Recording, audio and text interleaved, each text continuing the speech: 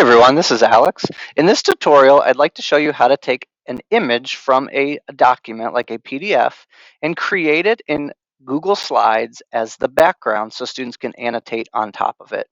Now I know as a PDF, I could assign it to them in Google Classroom with like Cami, which would allow them to annotate on top and then turn it back in. But this might be much simpler from the student side. And when I add this image as a background to Google Slides, that means students won't accidentally delete it or move it or change it. They'll just annotate on top of it. All right, so the first thing I'd like to do, I am going to make sure that I open this PDF in a new window. And the reason we need to do that is it gives us a few more options. For example, I need to rotate it so that I can see the entire image. So let me rotate it, and then we might zoom out a little bit or zoom in depending on the picture. And I like to use a screenshot tool on Google Chrome called Lightshot, because when I click on this little purple flag, I can then drag across the area that I want to take a picture of or a screenshot. Now, I also really like the snipping tool, which is found on all laptops, but the snipping tool doesn't let you quickly add arrows or add texts or add boxes. You can copy and you can save in both programs, but because of these extra tools, I like the screenshot tool for that. So in this case, I want to save this picture, and I'll save it as a screenshot in my download folder so that I can insert it into the background of Google Slides. So then opening a new tab, we'll go to slides.new. And really the goal here is I can add a slide presentation to Google Classroom, give every student their own copy to edit, or in this case, annotate, and they can turn it back in. Okay, so I'm not going to do the tempted insert image because I want this to become the background so students don't modify it. So I can either click background right here or right click and choose change background. And one of the options is to choose an image. So I'll upload it from my download folder.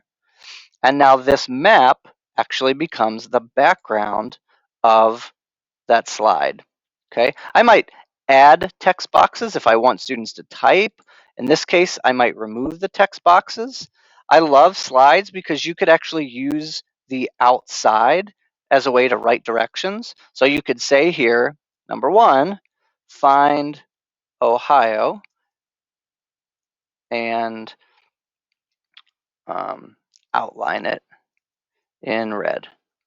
Number 2, add an arrow to California.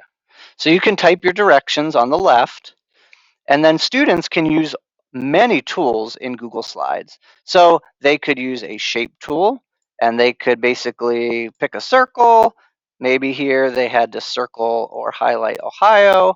Notice it actually popped in there with a fill.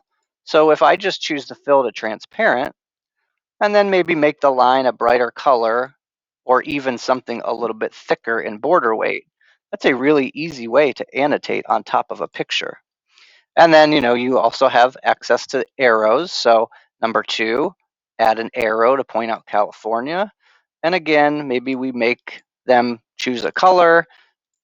I am annotating on top, and I cannot move this background at all. Okay, the last thing I'd like to point out is the very useful scribble tool. So in this case, let's say you wanted to map out a route.